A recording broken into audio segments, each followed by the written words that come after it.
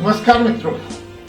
पेगेट्स disease, जिसमें कि हड्डियां लंबी हो जाती हैं, टेढ़ी हो जाती हैं और दर्द बना रहता है उसमें और टूटने की संभावना रहती है। क्या है ये पेगेट डिजीज, उस पर चर्चा करेंगे। मैं डॉक्टर राम अरोरा, उज्जैन से कार्मिक चिकित्सक। मित्रों, हमारे शरीर में निर्माण और क्षय दोनों प्रक्रियाएं बराबर चलती रहती हैं, लेकिन जब इनका समांतरण बिगड़ जाए तो कई व्याधियां उत्पन्न हो जाती है और उसमें से है एक यही पेगेट डिजीज। हड्डियों के बारे में चर्चा करेंगे।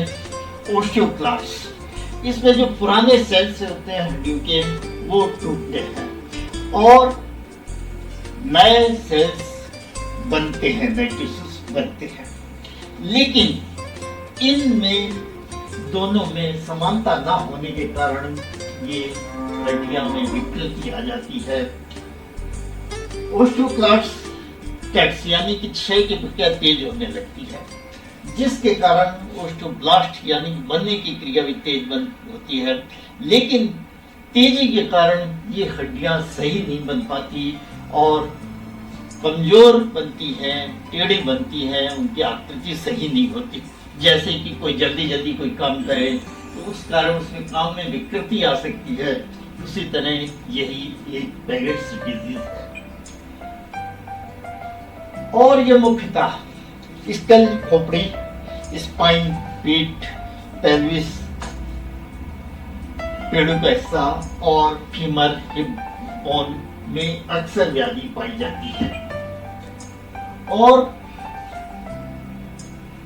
हड्डियों की बीमारियों में ओस्टियोपोरोसिस के बाद सबसे अधिक पाई जाने वाली ये अवस्था है, ये विकृति है। ओस्टियोपोरोसिस बढ़ती उम्र आदि में कई कारणों से हो जाता है, हड्डियां भंगुर हो जाती हैं, कमजोर पड़ जाती है। उसके बाद सबसे ज्यादा पाई जाने वाली व्याधि यही है, पेगेट्स डिजीज। और ये महिलाओं की तुलना में पुरुषों को अधिक होती है और मुख्यतः एडल्ट पुरुष 50 साल के आसपास की जो व्यक्ति होती हैं उनको ये अधिक संभावना रहती है। कारण क्या है इसका? एक तो जेनेटिक्स, आनुवांशिकता, या तो परिवार में से किसी को आ रही हो ये बीमारी, या जीन्स में परिवर्तन हो जाना, किसी कारण म्यूटेशन हो जाने के कारण ये विकृति आ जाती है। दूसरा है एनवायरमेंटल, कोई इन्फेक्शन हो जाना, कोई वातावरण के कारण, इस कारण जैसे मीजल्स वायरस के इन्फेक्शन के बाद भी ये व्याधि की संभावना रहती है। कौन कौन सी हड्डियां में ये लक्षण पाए जाते हैं? मुख्यतः खोपड़ी, स्पाइन, रीढ़ की हड्डी, पेल्विस और फीमर, और यहाँ टिबिया में भी पाई जाती है। लक्षण क्या क्या है इसके? मुख्यतः लक्षण है पेन, हड्डियों में दर्द होगा, गहराई में दर्द मालूम पड़ेगा रोगी को। डिफॉर्मिटी, सही तरह के हड्डियों का निर्माण न होने के कारण उनमें विकृति आने लगती है, जैसे कि बोन, लेग, घुटने चौड़े हो जाते हैं।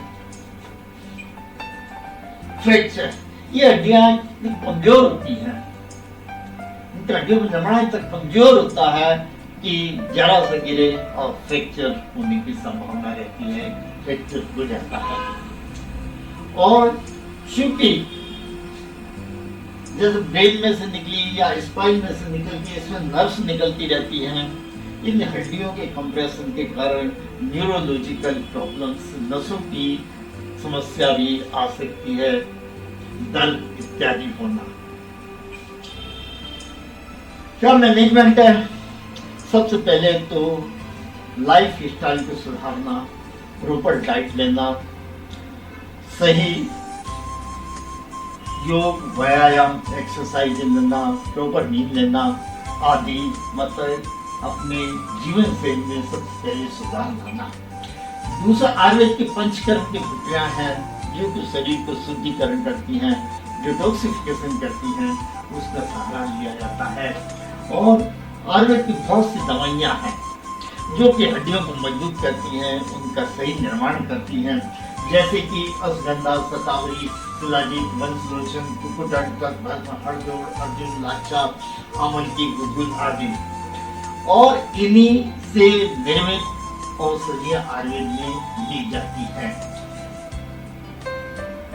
जिन्हें कि आप अपने चिकित्सक से परामर्श के द्वारा ले सकते हैं। लेकिन फिर भी आप चाहें तो लाक्षादी गुलगुल 2-3 बार, अमृतादी गुलगुल 2-3 बार, बलाविष्ट 6-6 चम्मच भोजन के बाद लें और शरीर पर लाक्षादी तेल की मालिश करें। इस प्रकार मित्रों, आयुर्वेद अमृत है। कृपया इसे पहले आजमाएं और फिर विश्वास करें। और हमारी हार्दिक शुभकामनाएं, आप हमेशा सुखी रहें, स्वस्थ रहें, प्रसन्न रहें। बहुत बहुत धन्यवाद मित्रों। नमस्कार।